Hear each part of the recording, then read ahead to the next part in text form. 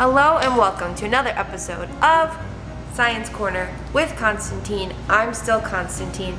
This is still my corner, aka my table in an unoccupied science lab. Did you miss me?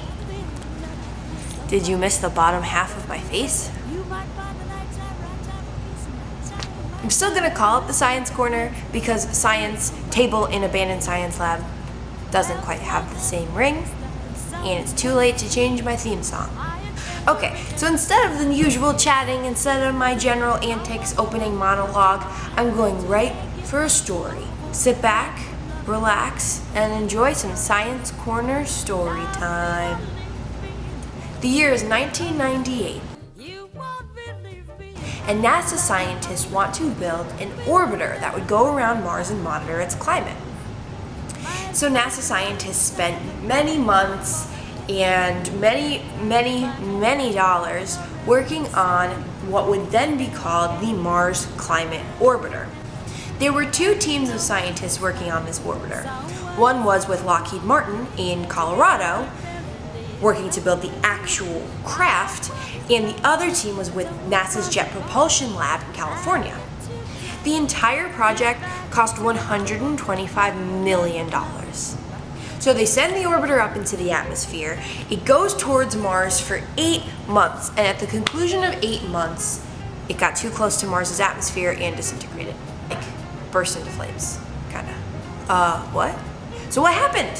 Well, turns out the orbiter itself was operating using imperial system measurements, like our system of inches and feet and miles.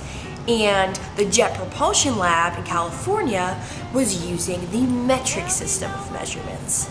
These two systems of measure didn't agree with each other, so every time the Jet Propulsion Lab guys got information from the spacecraft, they thought it was in metric, so they were adjusting it as if it was in metric. It wasn't, and turns out they were sending the orbiter closer and closer and closer to the surface of Mars. By the time it gets there, it's too close to orbit and burns up on Mars's atmosphere, and $125 million goes down the drain. So why am I telling you this story? Well, it's kind of important. This year in science, we're learning about the metric system. It's the metric system, hey.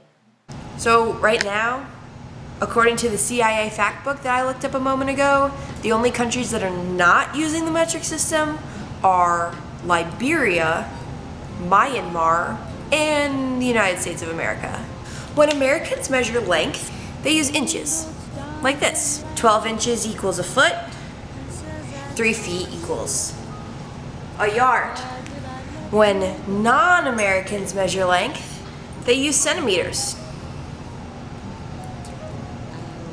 10 millimeters equals a centimeter. 10 centimeters equals a decimeter. And 100 centimeters is a meter. The imperial system is kind of annoying. This yardstick doesn't really make that much sense. 3 feet in a yard? It's not very intuitive. The imperial system is actually based on the human body. So they said that the distance of your arm is roughly a foot, which it kind of is, and an inch was about the width of your thumb. So it was kind of based on the idea that people could use their body parts as measurements. But then it became standardized, and not everybody's thumb is the same size.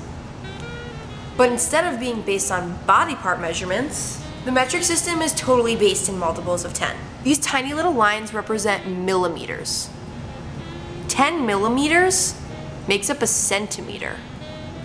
10 centimeters makes up a decimeter. And 10 decimeters gives you a meter. Same with kilograms and liters. It's all based in multiples of 10. And they connect to each other.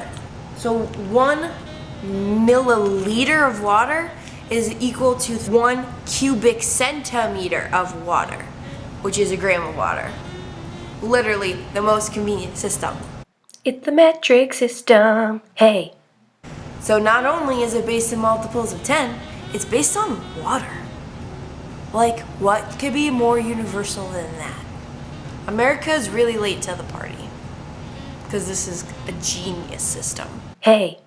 In science class, we only use the metric system because it allows us to communicate with scientists all over the world. We don't have to speak the same language, but we definitely have to use the same system of measurement, or else we're going to end up like NASA in 1998 and lose a $125 million spacecraft. So in order to learn the metric system, we don't really have to learn that much new stuff. We basically just have to learn some new words and how to multiply by 10. So every metric measure starts with a base unit. Your base unit is either going to be meters, grams, or liters. Meters if you're measuring length, grams if you're measuring weight, and liters if you're measuring the volume of a liquid. But meters might not be the most useful for what you're measuring. So in that case, you might decide to go smaller or go bigger. So if our base unit is meter, but we want to use something smaller, we might use decimeters. A decimeter is 1 meter divided by 10. So it's this big. If you have 1 meter, you have 10 decimeters. A centimeter is a meter divided by 100. So it's this big. If you have 1 meter, you have 100 centimeters. If you want to measure something even smaller, you're going to use a millimeter, which is this big. It's like super tiny. It's one of those. A millimeter is 1/1000th of a meter. So if you have 1 meter, you have 1,000 millimeters. On the other side, if you want to use a measurement that's bigger, you're going to multiply by 10. So you'll start with a meter, but if you want to measure something bigger, you might use a decameter, which is 10 meters. Or a hectometer, which is 100 meters. If you want to measure something really big, you're going to use a kilometer, or kilometer, but we just say kilometer. And that's 1,000 meters. So in order to make more sense of the metric system, we use a tool called the metric ladder. The metric ladder shows us our base units, which are meters, grams, and liters, but also the prefixes, which are tiny words that we put in front of other words. So when we want to be bigger than a meter, gram, or liter, we'll use our bigger prefixes, which are deca, hecto, and kilo. If we want to go smaller, we'll use deci, centi, and milli. Each of these prefixes has an abbreviation that goes with it. Most of them are just the first letter of the prefix, except for deca, which is DA, so we don't get it mixed up with deci. The best way to remember the metric prefixes is by using this handy device. King Hector died by drinking chocolate milk. Yes, it's a little bit gruesome, definitely sad, but it's a pretty clever way to remember the metric prefixes. Kilo, hecto, deca, base, deci, centi, milli. When you want to convert from one prefix to another, you use the ladder to show you how many times to multiply or divide by 10. So if you want to see how many milliliters are in a liter, you start at milli, divide by 10, divide by 10, divide by 10, and you end up at the base unit of liter. The easiest way to divide by 10 is actually to just move your decimal point to the left. So I'll show you an example of how that works. Say 5 centimeters equals how many hectometers? Well, let's go back to the metric ladder. We're going to start at centimeters here. And we're moving once, twice, 3 times, 4 times this way towards hecto. So that means we're moving our decimal point 4 times to the left.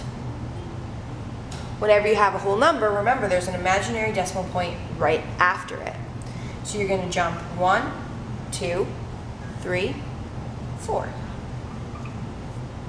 Now your decimal point is over here. Add in the extra zeros. And now you have 0.0, 0, 0, 5. Let's try one more.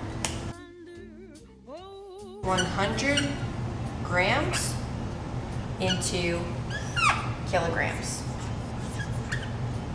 Let's check that metric ladder again.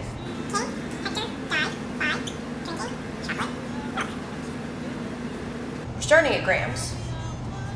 That's a base unit. And we're going to kilograms. Kilos over here. So we're jumping once, twice, 3 times to the left. So we're going to take our decimal point, which remember, if it's a whole number, it's at the edge. We're going to jump 1, 2, 3 times to the left. So 100 grams equals 0.1 kilograms. Isn't the metric system genius? Alright, so there you have it, another episode of Science Corner, or Science Table in an Abandoned Lab with Konstantine. Feel free to like and or subscribe if you want to. You don't have to, because I'll probably assign you to watch this video in class anyway.